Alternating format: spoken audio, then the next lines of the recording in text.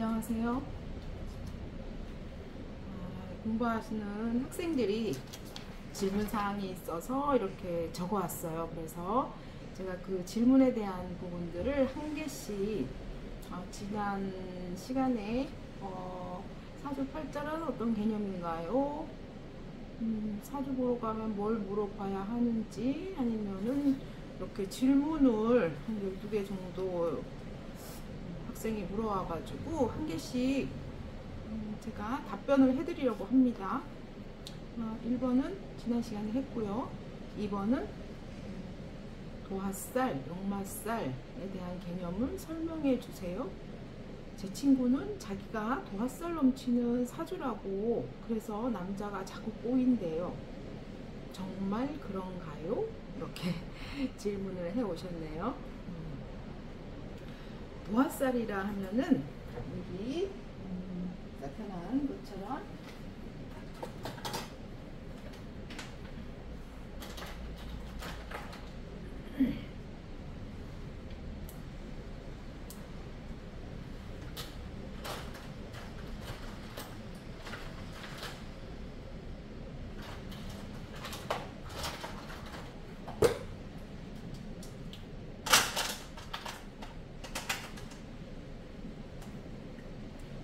여기 이제 자, 오, 묘, 유에 해당하는 것 중에 이 연살에 대한 것이 도화살이라고 합니다. 역마살은 어디 있을까요? 여기 인사신해, 인신사해라고 말하죠. 인사신해를 여기 하나 중에 역마살이라고 말합니다. 살이라고 하면은요, 굉장히 많아요. 12신살도 있고, 공망도 신살이다 이렇게 말하는 분도 있는데, 원진, 기문관살, 천울귀인도 귀인이지만 살류에 포함되기도 하고요. 귀인류가 천울귀인, 천떡, 월떡귀인 등이 있고요. 살이라고 하면은 원진살, 기문관살, 지망살, 천라지망이라고 하죠. 백호대살, 괴강, 이것도 좋은 살로는 정록, 압록, 협록, 그리고 양인비인, 문창, 문곡, 학당기인, 천의성 이런 게 있고, 또 살도 있다면 오신살, 과숙살, 홍염살, 음착, 양착, 고란살, 급각살, 탕화살 이런 것들이 있습니다. 근데 이제 쉽게 말하기 쉬운 것이 도화살, 역마살 이런 살을 얘기하죠. 그래서 도화라는 거는 느긋한 기운을 말하고요. 이렇게 얼굴에 복숭아 물이 들었다 해서 도화라는 말을 하죠. 근데 도화라는 거는 어느 자리에서 성장하기 위해서 본인이 노력하는 자세를 말해요. 내가 어느 공간에 가서 뿌리를 내리기 위한 어떤 노력, 그것을 도화살이라고 합니다. 만약에 내가 사업을 한다 그러면은 그 사업을 성장시키기 위해서 그 자리에 어떤 인간관계를 만든다든가 인간관계에 뼈대를 세우는 거죠. 건물을 짓는다 그러면은 틀을 만드는 거예요. 그런 부분들이 이런 자오묘에 해당하는 것입니다. 네. 그래서 이 12신살이라는 그 개념은요, 인간이 살아가는 과정을 말하는 것이에요. 타로에서도 1번에서부터 10번까지 이렇게 성장하는 과정이 있듯이 그 과정 속에서 우여곡절이 있습니다. 그렇듯이 이 사주에서도 이렇게 겁, 재, 천, 지, 연월, 망장, 반, 역, 유, 화계, 그죠? 그게 이제 순서대로 가는 거예요. 술에서 화계가 끝났죠. 그러면은 해부터 시작되는 거예요. 해자축으로 가죠. 그러니까 겁, 재, 천, 지, 연, 월, 망, 장, 반, 역, 유, 화계. 그러니까 이제 이걸 이제 쉽게 말하자면은 지살에서 깃발을 꽂는다 이렇게 말하는 거예요. 지살. 지살이라는 것은 여기 보죠. 인사신해가 되는 거예요. 시작하는 기운인 거예요. 내가 뭔가를 해보고자 하는 거. 그래서 갑자기 불현듯 해야겠다 하는 느낌인 거예요. 그래서 보통 인사신해가 들어가는 해에 내가 뭔가를 새롭게 하고자 하는 마음이 생겨요. 타로카드도 마찬가지죠. 그런 분위기가 생긴다는 거예요. 그런 분위기를 만든다. 그런 생각이 들어서 내가 이것을 어떻게 활용해 보고자 깃발을 세우거나 팻말을 세운다. 출발을 의미하는 것이 인사신해입니다. 그리고 나서는 어떻게 될까요? 연살이라든가 연살, 장정, 제살, 육회 요런 자오묘유의 과정이 있습니다. 그래서 지살 다음에 연살이에요. 팻말을 세웠으면은 뭔가를 해보고자 뼈대를 만들어야 되잖아요. 뭔가 이렇게 전체적인 부분에서의 내가 사교적인 면이 생겨야 되고 노력을 해야 되는 부분이 생깁니다. 공간에 어떤 성장을 하기 위한 노력이 필요하다. 인간관계에서는 그게 도화로 작용될 수 있어요. 그래서 이제 제가 어렵게 얘기를 했는데요. 지금 이제 질문에 대한 부분에서는 역마살이다 그러면은 이제 장성 이제 월살에서 내가 만약에 노력을 해서 테두리, 그러니까 연살에서 뼈대를 세워가지고 월살에서 그 현재 테두리를 만들었어요. 그러니까 뼈대를 세웠으면 안에를 채워야 되잖아요. 그러니까 고생이 많겠죠. 그래서 성장하면서 고생하는 과정, 그죠? 번데기에서 나비로 되는 과정이 월살이다 이렇게 말하면, 그 다음에는 건물이 드러나는 시기가 돼요. 바깥에 있는 천막을 없앤다든가 내 모습을 드러낸다. 그래서 나비가 됐다 뭐 이런 뜻도 되죠. 그게 망신이라는 거죠. 나를 모습을 드러내니까 그게 아주 좋을 수도 있어요. 그게 망신살이죠. 그리고 나서 장성이라는 부분으로 정점이 웅장하게 드러나는 거예요. 근데 이거를 다 살로써 표현한 것입니다. 장성이라는 건 뭐예요? 안정적인 거. 장성. 그러니까 띠에 따라서 자묘 오유가 다 다를 수 있어요. 4개 중에 한 가지가 있다 그러면은 그것이 해당하는 부분이 있을 수 있습니다. 자묘 오유가 있다면 제살, 도화, 장정, 육회 하나에 해당하는 부분이 생길 수 있습니다. 그렇다고 사주에 이 글자가 있다고 무조건 그것이 명확하게 드러난다 라기보다는 그 이제 일간 기준으로 했을 때 그 해당하는 육친에 대한 부분에서 그런 성격이 나타날 수 있어요. 네. 본인이 무조건 그렇다 이렇게 말할 수는 없습니다. 그러니까 사주를 상담하는 분들이 이렇게 무조건적으로 100%다 이렇게 말하는 것은 어폐가 있습니다.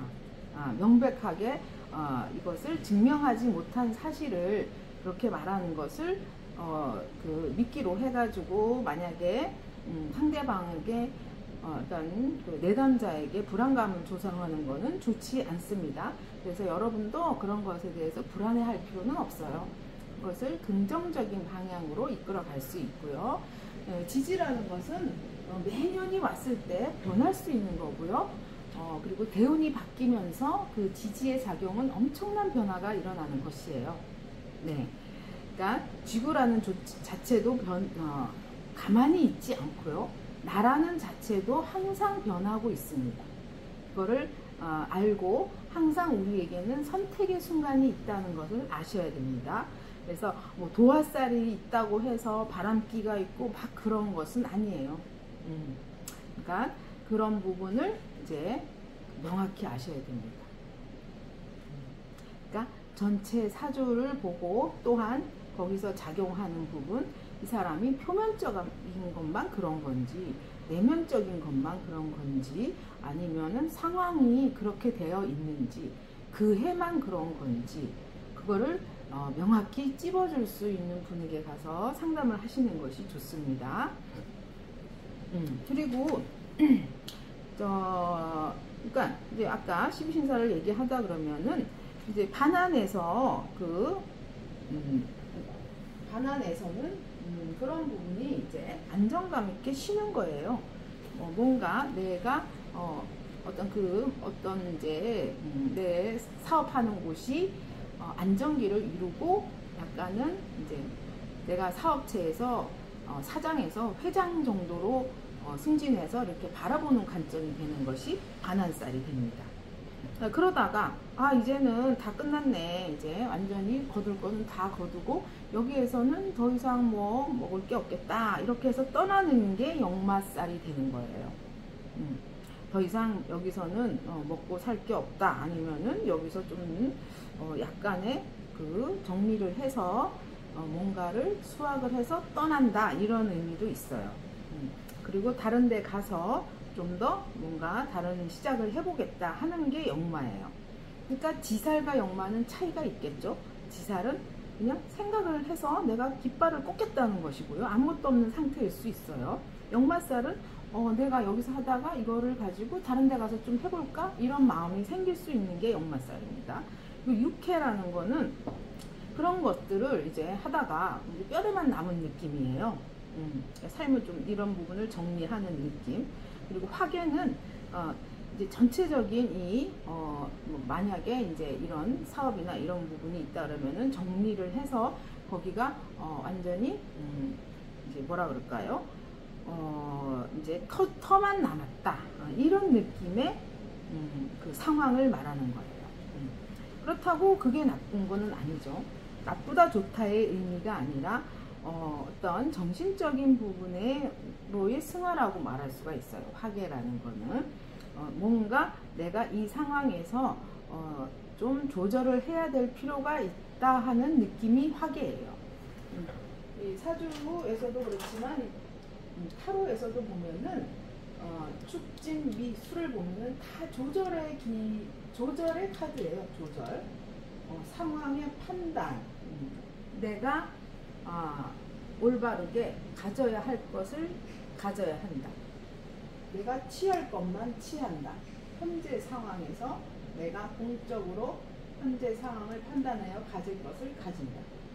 그러니까 진술충미도 글자의 화계살이라도 다 같은 화계살이라도 다른 의미가 있는 거죠. 진이라는 것도 시작을 위해서 뭔가 물밑 작업을 하는 그게 진토죠. 봄의 시작을, 농사의 시작을 알리는 거고요. 그리고 미라는 거는 이제 열매를 거두기 위한 어떤 만물이 쇠퇴하는 시기죠. 그렇기 때문에 열매를 거둬서 또 미래의 준비를 하기 위한 토가 되는 거죠. 그러니까 술토는 완전히 생기가 없어지는 시기예요. 그렇기 때문에 새로운 어떤 윤회, 새로운 씨종자나 이것을 불씨를 남겨서 부활을 위한 윤회를 위한 준비다, 이렇게 말할 수가 있죠. 인간사로 본다 하면은 어떤 저장과 아니면은 저장의 의미가 있는 게 어떤 것의 소멸과 저장의 의미가 있는 게 토의 개념입니다. 화계살의 개념이고, 이게 다 화계가 아니라요. 진술충미가 천살, 월살, 반환, 화계가 됩니다. 네. 그래서 천살이라는 개념도요, 보면은 평평하게 다지는 거예요. 지살 전이기 때문에. 그래서 시작하기 전에 뭔가 다지는 상태를 말하죠. 그러니까 4개의 글자 중에 하나가 천살이 될 수 있는 가능성이 있다는 것입니다. 그래서 우리가 내 사주에 도화살이 있다, 막연하게 도화살, 내가 끼가 있나, 이렇게 생각할 필요가 없어요. 그러니까 막 던지는 말에 상처받지 않으시길 바랍니다. 실제로 사주를 볼 때는 그 사람의 성격이나 성향 위주로 보시는 게 가장 올바른 방법이라고 저는 생각합니다. 자, 그리고 세 번째 질문이 있는데요. 한 번 정해진 사주는 절대 바꿀 수 없나요? 이렇게 질문하셨네요. 사주 팔자는 그냥 생년월일 시예요. 생년월일인데 그거를 뭐 옛날에는 이제 오늘 태어난 날짜가 별로 안 좋으니까 그 다음 날짜로 하겠다 이런 분들도 있었어요. 근데 그거는 바꿀 수는 없죠. 사실 자신의 태어난 날에 딱 그 순간에 로또가 걸리듯이 아니면은 카지노에서 진짜 그 4개의 기둥이 이렇게 사이클이 돌아가다가 딱 맞춰진 것이거든요. 그래서 그것이 그 순간에 입력된 나의 어떤 DNA 같은 것이기 때문에 바꿀 수는 없습니다. 하지만 살아가면서 사회적인 영향에 엄청 사회적인 부분에 아주 많은 영향을 받아요. 그래서 또 불교에서 말하듯이 자신의 근기를 알고 만족하며 사는 자세를 배우는 게 인생이라고 저는 생각해요. 행복이라는 거는 자신이 느끼는 개인마다 다 다릅니다. 어떻게 살 것인가, 그리고 어느 부분에서 내가 행복을 느끼는 것인가, 이런 부분은 다르다는 거죠. 그 부분을 알고자 하는 것이 사주팔자에 있다고 저는 생각해요. 정신과 의사가 말하는 당신은 이렇게 생각하는 것이 좋을 것이다, 당신은 이렇습니다, 이런 문제라기보다는요, 그 사람 사주에서 나타나는 행복의 기준은 모두가 다르다는 거예요. 보편적이지가 않다는 거죠. 인간은 모두가 다르고 다양하고 소중한 존재입니다. 개인이. 부자라고 꼭 행복한 것도 아니고 가난하다고 불행한 것은 아니라고 생각합니다. 그래서 한번 정해진 사주를 절대 바꿀 수 없나요? 라는 말은 바꿀 수는 없습니다. 우주에서, 저 먼 우주에서 바라봤을 때 내가 살아가는 모습은 아무리 바꾸려고 해도 거기서 맴도는 어떤 인형 같은 존재로밖에 보여줄 수 없을 것입니다. 그렇듯이 이제 내가 살아가는 과정이나 어찌 보면은 내 인생의 대운, 연운 이런 것이 이미 정해져 있을 것으로 보여집니다. 하지만 우리가 느끼는 거는 매년 운이 아주 중요하거든요. 매 순간이 선택이에요. 그 선택에 따라서 매일매일의 행복은 달라질 수 있다는 거죠. 근데 그거를 그냥 뭉뚱그려서 당신 팔자는 그냥 그래, 이렇게 그냥 단정 짓지 마시라는 겁니다. 사주라는 자체가 그 8글자 그렇게 단순하지가 않아요. 그러니까 평면화되어 있지 않은 게 사주팔자라는 겁니다. 8글자 안에는 이면에 동전의 앞뒤처럼 이면이 있다는 것이고요. 동전의 앞뒤 사이에 부피라는 것이 있습니다. 그렇기 때문에 사주 자체 8글자를 모두 그 8글자만 단순하게 해석해서는 그 사람을 전부 알 수가 없습니다. 그런 부분을 생각한다면은 여러분이 어디 이제 철학관에 간다고 해서 그 사람이 여러분의 고객님의 모든 것을 알 수는 없습니다.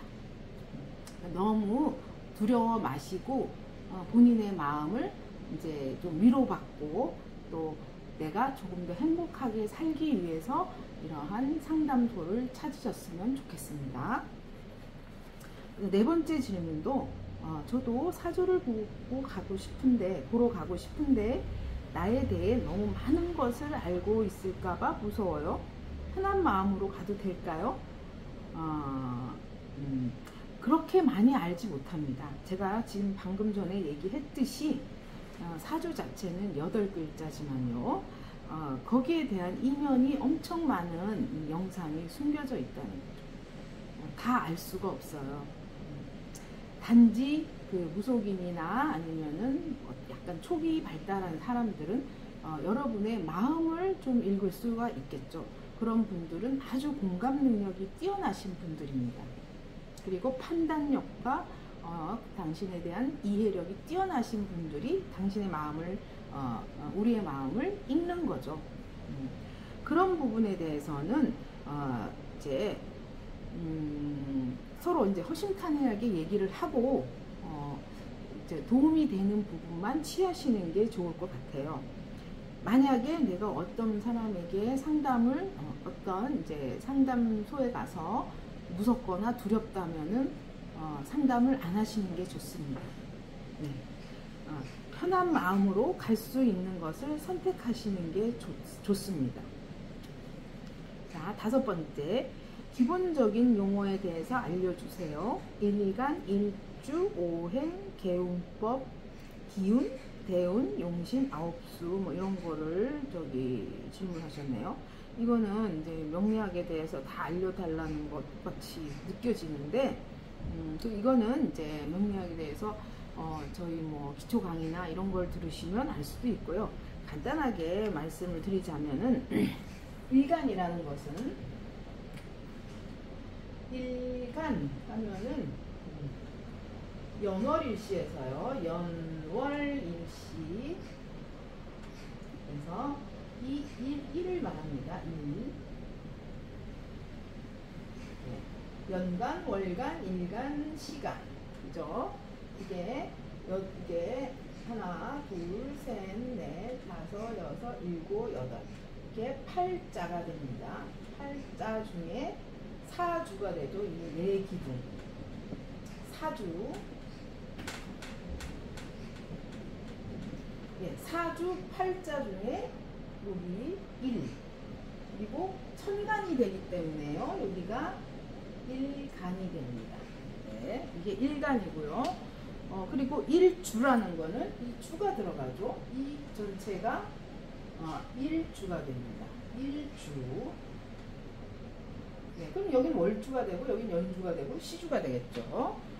네, 그렇게 보시면 되고요. 오행이라는 건 뭘까요? 오행이죠. 5가지의 행, 5가지의 움직이는 기운을 말합니다.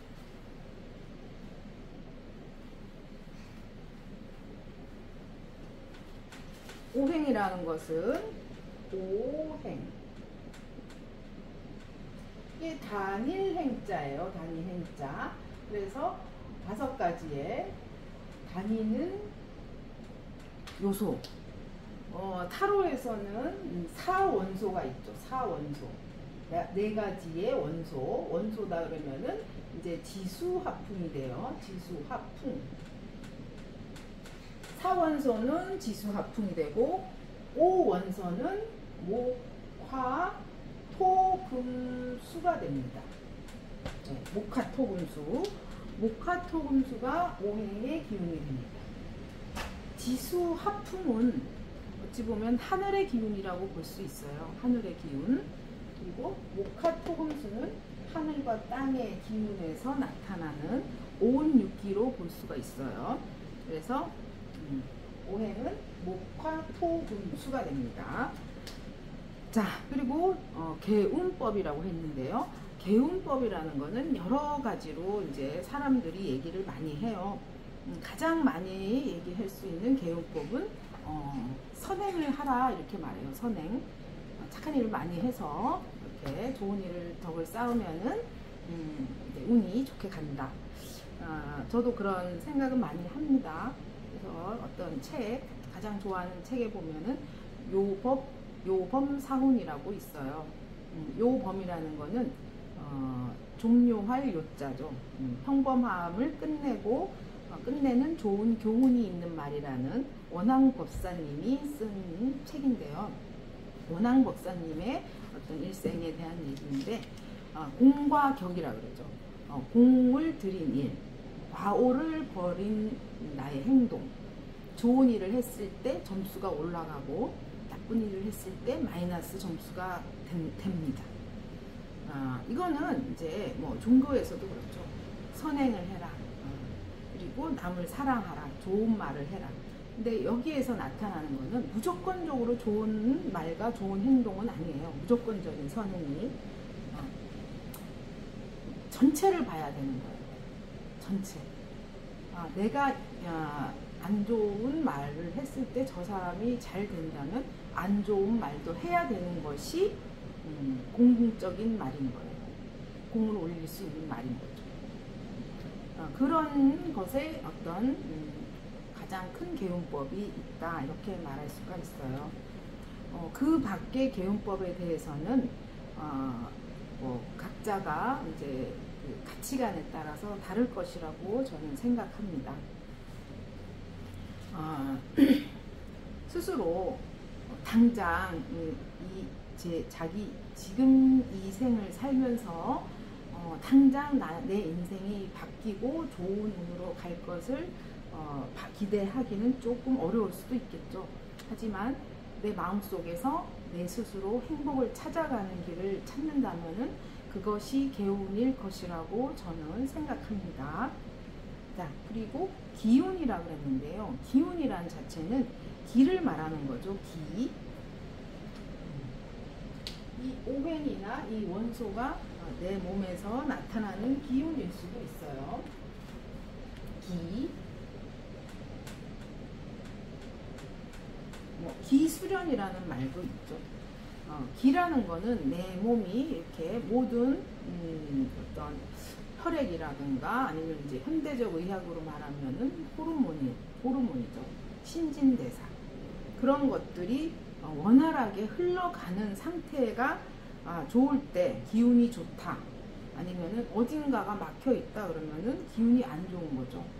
사람이 살아가는 거는 잘 먹고 잘 배설한다고 잘 배설하고 그러니까 잘 먹는다고만 되는 것은 아니죠. 그리고 이제 내가 무조건 이제 돈 많아서 뭔가 내가 하고 싶은 거 하고 막 이런다고 내가 좋은 기운으로 살아가는 것은 아닙니다. 기운이라는 것은 여러 가지가 믹스된 상태예요. 한 가지 요인으로만 좋은 기운으로 살아갈 수는 없어요. 여러 가지 요인이 있죠. 가정적인 거, 아니면은 이제 외부적인 사회적인 거, 아니면 나의 정신적인 거, 아니면 내면의 잠재적 영적인 부분. 모든 것이 생태학적으로 잘 흘러갈 때 좋은 기운이 될 수 있는 것입니다. 기운이라는 것은 지금 제가 말한 현대적인 걸로 말하면은 호르몬 작용이라고 볼 수 있습니다. 남성, 여성 호르몬을 얘기하는 게 아니라 심장을 말한다면 심장을 움직이는 호르몬, 그리고 머리라 그러면 뇌에서 작용하는 호르몬, 그리고 이제 뭐 간이 해독을 한다 그러면 간을 해독할 수 있는 호르몬. 그런 모든 것들은 전기적인 충격에 의한 것이죠. 음향의 조화에 의한 것입니다. 그러니까 심장이 움직인다 그러면은 전기 충격이 들어오는 것이거든요. 동방결절, 무슨 결절 해가지고 심장이 움직이고, 그리고 동맥으로 또 정맥으로 심장이 온몸으로 혈액을 분사시키는 것이죠. 그런 모든 것들은 어떤 나의 그 기의 흐름이죠. 호르몬 작용입니다. 그런 것이 기운이라고 볼 수 있죠. 삶과 죽음은 이 기운에 의해서 움직여진다고 결정되어진다고 볼 수 있어요.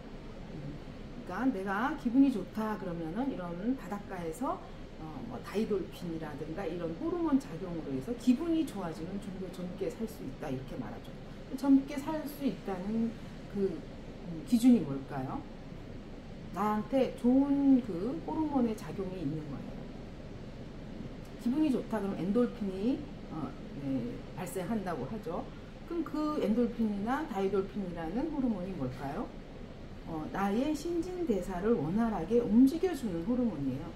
그러니까 실질적으로 나의 심장과 뇌와 그리고 이런 에너지 대사를 원활하게 해주고 오장육부의 정기적인 충격을 음향의 신호를 원활하게 해주는 거죠. 네. 자, 그러면 그게 기운이라고 볼 수 있고요. 또 그 다음에 대운을 질문하셨는데, 대운이라는 것은 이 월주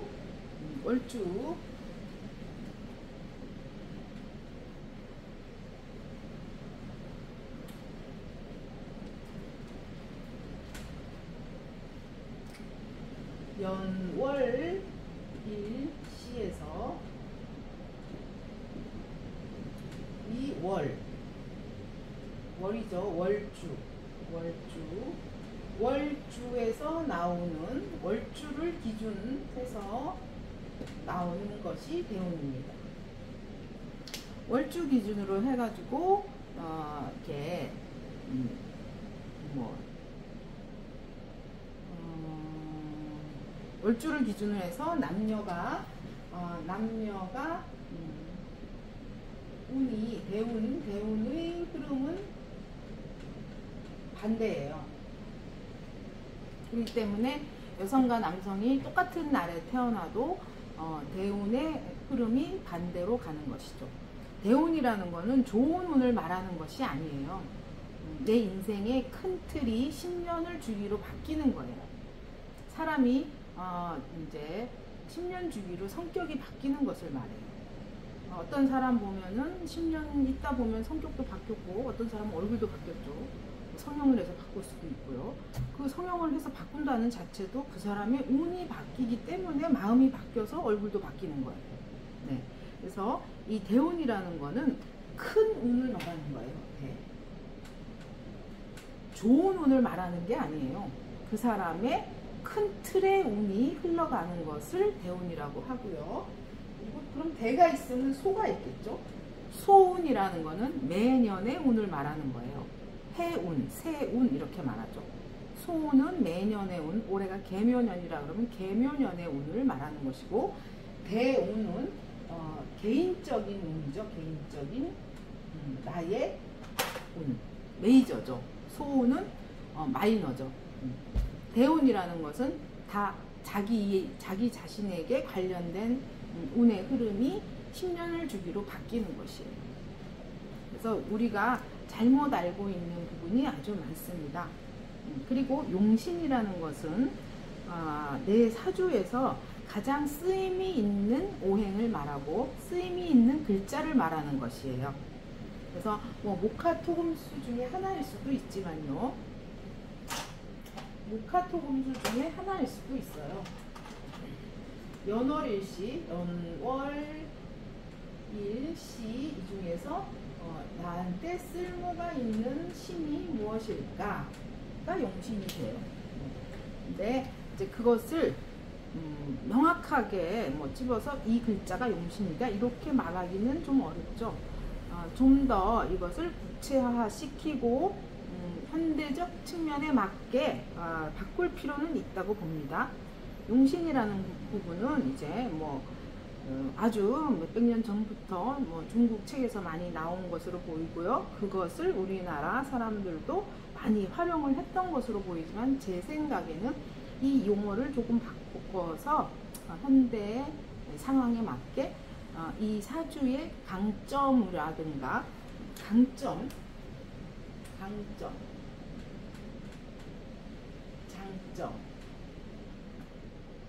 쓸모 이런 식으로 바꾸는 것도 의미가 있어 보입니다. 그러니까 나무 목이 좋다 해서 무조건 목이 좋다 이렇게 말할 수는 없거든요. 목이라는 개념은 이렇게 이제 갑이다 그러면은 솟아오르는 기운이에요.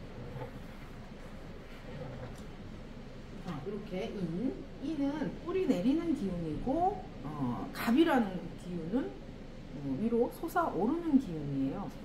나무 목이라고 말을 할 수가 없어요. 그런데 그 기운이 이 사람에게 용신이다. 그래서 그 기운이 무조건 매일 좋지는 않습니다. 그렇기 때문에 그 사주에서 이 사람의 성향으로 얘기를 해줄 수가 있어야 돼요.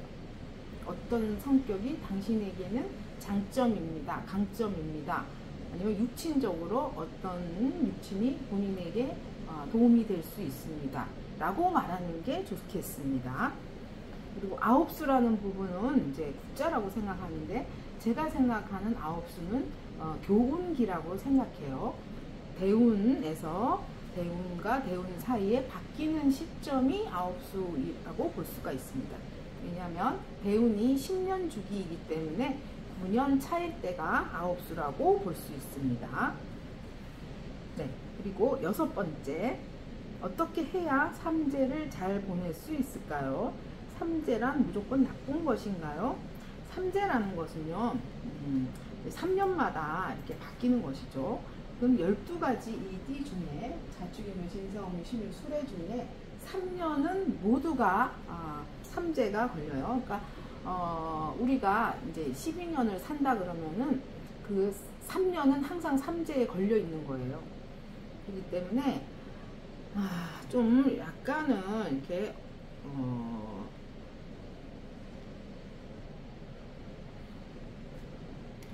자, 그러면은 올해의 삼재가 어떻게 될지 한번 뽑아볼까요? 삼재를 계산해 볼게요.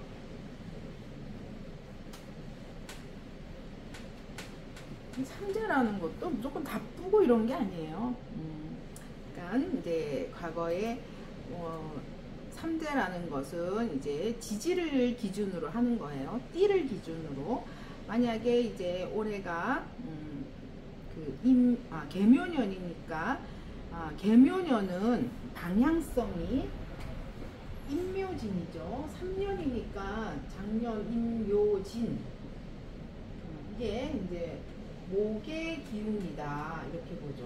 목 기운이 들어가 있죠. 여기 갑이 들어가 있고 여기도 가굴이 들어가 있고 여기 을목이 들어가 있잖아요. 그죠? 지지에 여기 보면은 여기 임목에 들어가 있는 부분들이 있습니다.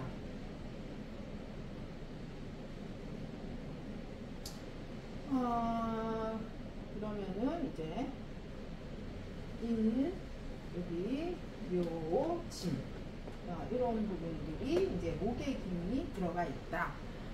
그래서 작년부터 올해 내년 이렇게 반국이라고 그러죠. 임묘진일 때 진사오미가 되죠. 임묘진 사오미, 그 다음에 신유술 이렇게 해자축 이렇게 12가지 12년이에요. 그러면은 임묘진일 때는 이제 삼재가 누굴까요? 나는 목의 기운으로 가고 있는 거죠. 목의 기운으로 가고 있다. 그럼 목의 기운하고 상관없는 기운이 뭐예요? 목의 기운하고 상관없는 인하고 충돌하는 일단 신이에요. 그래서 인신충을 일으키는 신자진. 그래서 이 신자진인 띠가 삼재가 됩니다. 그래서 임묘진을 충하는 신자진 띠가 삼재가 된다. 그래서 이게 뭐 애매하게 삼재는 무조건 나쁘다 이렇게 말할 게 아니라요. 아까 얘기했듯이 이 호랑이 여기 호랑이띠 묘진 이렇게 봤을 때 신자진생이 봤을 때는요. 이렇게 보면은 진에서 여기가 화계가 되는 거예요. 화계살이 되죠. 그러면은 사부터 지살이 되는 거예요. 겁살이 되는 거예요. 겁살이 됩니다. 그러면은 겁재, 그죠? 겁재, 천지, 그죠? 여기가 연살이 되죠. 월, 망, 장, 반, 영마가 붙게 돼요. 영마, 육회, 화계살. 그러니까 이 삼재라는 것은 영마, 육회, 화계살이 삼재에 해당하는 겁니다. 그러니까 영마살, 육회살, 화계살, 영마살, 육회, 화계살, 영마, 육회살, 화계살이 삼재에 해당하는 것이 됩니다. 영마, 육회, 화계살이라는 것은요, 뭔가 떠나는 기운이에요. 내가 여기서 정리를 하고 떠나야 된다. 그래서 들삼재 하죠. 들삼재, 떠나야 한다. 그럼 누군가 들어오는 거는 안 좋다. 그리고 육회살 하면은 그죠? 이렇게 머물러라 하는 그런 기운이죠. 정리하는 기운. 머무를 삼재. 그리고 이렇게 화계다 그러면은 날삼재, 뭐 나가는 삼재다 이렇게 말을 하죠. 그렇기 때문에 기운이 그런 거예요. 이렇게 사람이 살아가는 과정에서 영마 육계 화계가 되기 때문에 삼재다 이렇게 되는 거예요. 근데 다른 부분에서도 장단점이 다 있어요. 사람이 떠나야 될 땐 떠나야 되는 거고, 육회다 그래서 내가 뭔가 새로운 삶을 위해서 정리를 하는 기운이다 그러면은 정리를 해야 되는 거고요. 근데 그런 부분에서 그것이 무조건 삼재로 작용해서 나쁘다 뭐 이렇게 말을 할 수는 없어요. 그 사람 사주 기운에서 긍정적인 부분이 있을 수도 있는 글자가 있을 수 있습니다. 그러니까 겁살, 제살, 천살 아니고 영마, 육회, 화개살이 삼재에 해당하는 글자가 되는 것입니다.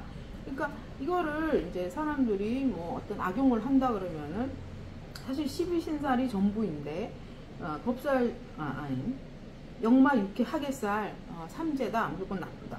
또 뭐 도화살, 영마살 나쁘다, 좋다. 당신 영마살이 있네, 맨날 돌아다니네. 그게 나쁜 건가요? 영업사원은 맨날 돌아다녀야지. 근데 만약에 영마살도 없어가지고 영업사원도 못 된다 그러면은 그 집에 그냥 가만히 앉아 있을 수도 있고 아무것도 안 할 수도 있고. 그러니까 인생이라는 자체가요, 이 사주 팔자 때문에 무조건 그렇게 산다 이렇게 말할 수는 없습니다.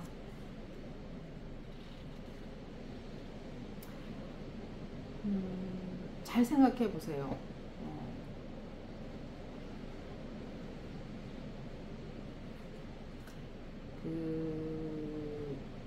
이 8글자가 당신의 전부가 아니라는 것을 명백히 아셔야 해요. 네. 그리고 이 12신살이 모든 당신의 인생을 다 해석할 수도 없습니다. 인생의 과정, 그리고 타로에서 1번에서 10번까지의 그 흐름, 그것이 모든 당신의 어떤 우리들의 인생의 과정이라고 우리의 과정이긴 해도 그것이 내 인생의 뭐 1년을, 내 인생의 1년을 좌지우지하고 뭐 10년을 좌지우지하고 이럴 수가 없어요. 내가 살아가는 거는 이 순간, 그리고 내일 뭘 할 것인지 그런 계획과 선택 속에서 삶이 만들어지는 것입니다. 그러니까 이제 지금 당장의 순간 선택이 진짜 인생 전체의 나의 행복을 좌지우지하는 겁니다. 막연하게 내 삶이, 내 팔자가 어떻게 될까, 이런 막연한 생각은 안 하시는 게 좋습니다. 네, 그 다음에 7번 복채를 내지 않으면 어떻게 되는 건가요? 이거는 뭐 병원에 가서 이제 돈 안 내드는 거나 똑같은 거죠. 근데 뭐 이상하게 뭐 부적금 내라 아니면은 뭐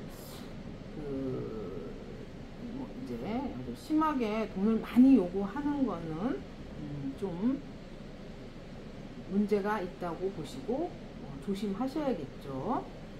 8번, 그러니까 복채를 내고 안 내고의 문제는요, 이건 상도덕이에요.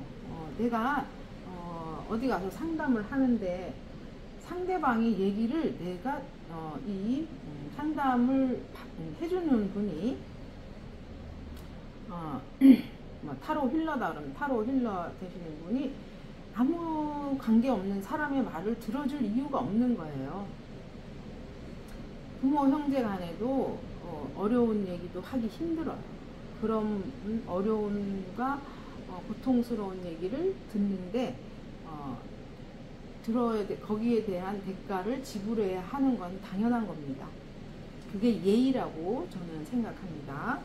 근데 과한 돈을 요구한다는 거는 그거는 사기죠. 네. 그다음 8번, 좋은 사주, 나쁜 사주 따로 있나요? 만약 나쁜 사주를 가지고 있다면 어떻게 해야 하나요?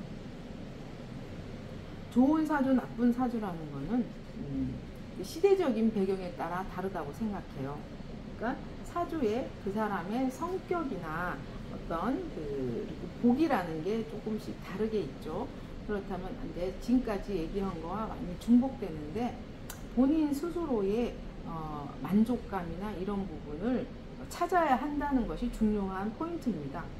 나쁜 사주라 그러면은 과연 이제 내가 만족하는 사주인가, 아니면은 이제 타인이 봤을 때 저 사람이 뭐 아주 재물복이 있고 아주 높은 위치로 가느냐, 그런 관점이 조금 다를 수 있죠. 그래서 태어난 연과 월에서 봤을 때 내가 쓸모가 있는 날과 시에 태어났느냐, 이런 관점이 좀 다르다는 거예요. 사람이 이제 내가 어느 해에 아이를 가져서 몇 날 몇 시에 태어난다 했을 때 연과 월은 거의 정해져 있는 포인트예요. 태어난 날이나 시는 또 요즘에는 병원에서 이렇게 제왕절개를 하거나 이런 가능성이 있기 때문에 정할 수가 있어요. 그래도 거의 연과 월에서 이 사람의 운명은 정해져 있다고 볼 수 있습니다. 그렇기 때문에 이제 그 포인트에서 월이라는 터전에서 내가 얼마만큼의 가치 있는 그 성향으로 연주에서 봤을 때 얼마나 가치 있는 일간으로 태어나느냐의 차이라고 보시면 됩니다. 그래서 이제 어떤 이제 출산 태길 같은 거를 할 때도 그 글자 연월은 이미 정해져 있고 태어난 일과 시는 선택의 폭이 아주 작아요. 불과 한 일주일 정도에서 또 괜찮은 날은 한 두세 가지밖에 되진 않습니다. 그렇기 때문에 이미 거의 정해져 있는 부분은 많이 정해져 있는 부분은 있다, 이렇게 볼 수 있고요. 좋은 사주, 나쁜 사주를 본다고 하면은요, 이제 뭐 우리가 관점의 차이일 수 있어요. 옛날에 뭐 왕이나 아니면은 뭐 정승 이런 사람들의 사주가 좋으냐, 뭐 결코 그렇지도 않습니다. 그러니까 뭐 그 왕보라는 옛날 고서에 보면은 왕이나 뭐 이순신 장군 뭐 아주 유명한 위인들의 사주가 나와 있지만 과연 그 사주가 좋은지 의문이죠. 왜냐하면 그 사람 개인 입장에서는 목숨을 걸고 싸워야 하는 입장이 될 수도 있고요. 왕으로 태어났다고 해도 개인적인 불행을 느끼는 사주도 많다는 거죠. 그래서 좋은 사주, 나쁜 사주가 명백하진 않다는 거예요. 시대적인 상황이 많이 반영되고 판단하는 자체는 그 여러 가지 대운과 그리고 그 해의 상황, 매년의 상황마다 다를 수 있어요. 그리고 자기 자신이 일간이 생각했을 때 연과 월의 상황이 나한테 정말 흡족한지, 그리고 대운의 상황도 나한테 만족스러운 그 글자로 흘러가는지, 그것이 중요할 것으로 보여집니다. 네. 자, 그러면 이제 9번 태어난 시를 모르겠어요. 모르는 채로 사주를 봐도 될까요? 태어난 시를 모른다면은 연월 1일까지를 볼 수 있고요. 그리고 태어난 시라는 거는 자신이 추구하는 방향성에 해당해요. 추구하는 방향성, 그리고 내가 어떤 이제 뭐 어떤 책에서 보면 밥상머리의 모습이라고 볼 수 있어요. 그 사람이 밥 먹는 태도를 보면은 태어난 시가 나올 수도 있고요. 저는 이 타로 카드를 봐도 태어난 시를 알 수가 있어요. 만약에 이제 그 사람이 굉장히 이렇게 속내를 비추지 않는 그런 성품인데 사주 연월 일에는 없다. 그럼 시에는 반드시 뭐 천간에 임수라든가 아니면은 이제 고위 여사제 을목의 카드가 있겠죠. 임수라든가 아니면은 을목의 이런 고위 여사제의 시간에 천간이 있을 수 있겠죠. 그거는 그 상담을 해주는 분의 어떤 능력적인 부분이라고 볼 수 있고요. 태어난 시를 몰라도 사주는 3주로 볼 수는 있습니다. 그리고 상담의 차원에서 위로를 받는 입장이라면은 충분히 가능하고요. 타로 카드를 활용하셔도 좋을 것 같습니다. 태어난 시 몰라도 저는 충분히 봐드릴 수가 있어요. 그리고 10번 사주에 물이 많다, 토가 많다 이런 말들을 종종 듣게 되는데요. 이게 어떤 뜻인가요? 네, 물이 많다 그러면은 먼저 봤을 때 이게 신자진이죠. 해자축, 해자축이 이게 수의 기운이 되죠. 수의 기운. 이 신자진하면 이게 수국이다 이렇게 말을 해요. 네, 그래서 이 해는 여기 수가 있는 거죠. 이게 양수, 이게 자도, 음수 해서 수 기운이 많을 때 이제 수가 많다 이렇게 말하고 여기 지금 축진미술 이게 토가 되는 거거든요. 이게 토. 이게 토가 많다 이렇게 말하는 거고 이거는 이제 목, 이거는 이제 화, 금, 신은 금이 되고 이게 수가 돼요. 그래서 이 오행 중에 많은 글자가 있으면은 그 오행의 글자가 많다 이렇게 말할 수 있어요. 그래서 그런 것이 중요한 건 아니에요. 이게 사주의 사주 팔자에 나타나는 오행의 글자 목화토금수가 나타나는 것은 오행이 흘러가다가 사주에서 내 기둥에서 이렇게 흘러가다가 대표성을 가지는 글자가 나타나는 거예요. 그 이면에는 다른 글자가 있어요. 그래서 우리 몸에 오행의 흐름이 있다 그러면은 목화토금수가 내 몸에 다 있어요. 오장육부가 다 있잖아요. 그렇기 때문에 물이 많다, 토가 많다 해서 내가 어떤 조치를 해야지 이런 생각을 하실 필요는 없어요. 보통은 이제 물이 많은데 토가 많다 그러면 문제가 있을 수는 있습니다. 물은 수고, 수토가 부딪혔을 때는 그 사이를 이렇게 완충을 해줄 수 있는 글자가 있으면 좋겠죠. 그래서 토와 수가 부딪히면서 생길 수 있는 어떤 건강적인 문제나 이런 부분은 생길 수는 있습니다.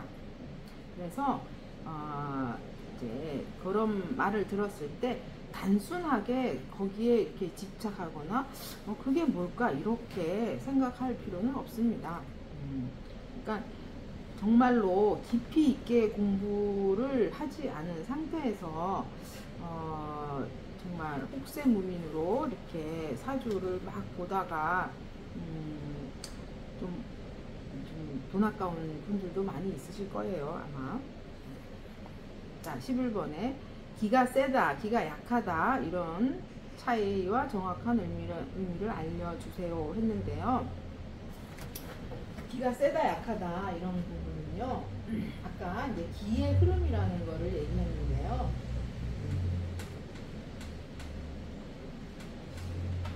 기라는 것은 제가 아까 이제 그 사람의 이제 기운이죠, 기운. 기운이라는 거는 이제 육신으로 말한다 그러면요. 육신으로 말한다 그러면은 나라는 기를 힘을 주는 것을 기운이라고 할 수가 있죠. 그래서 비겁의 기운이 강하다 그러면은 나 자체의 어떤 내가 하고자 하는 일에 대한 책임감, 내 존재, 나의 정신적인 세계 그런 주체성의 기운이 강한 거예요. 주체적인 기운, 주체성의 기운이 강한 것이고 이게 기죠. 근데 그렇지 않은 기운이 강한 분들도 있어요. 뭐 관적인 것, 나를 치는 것, 편관과 정관이 있을 수 있죠. 나를 극하는 기운이 강해서 이 기가 강한 사람들도 기가 세다 이렇게 말할 수가 있어요. 네, 보통 이제 그 래퍼이신 제시나 이런 분들이 기가 세다라는데 그런 분들은 이 주체성이 강하신 분들은 아니에요. 이 편관의 기운이 강한 분. 살성이라고 그러죠. 칠살. 나를 치는 기운이 강할 때도 이 주체성이 아닌 이 편관의 기운이 강한 분들도 기가 세게 나타납니다. 기가 세다.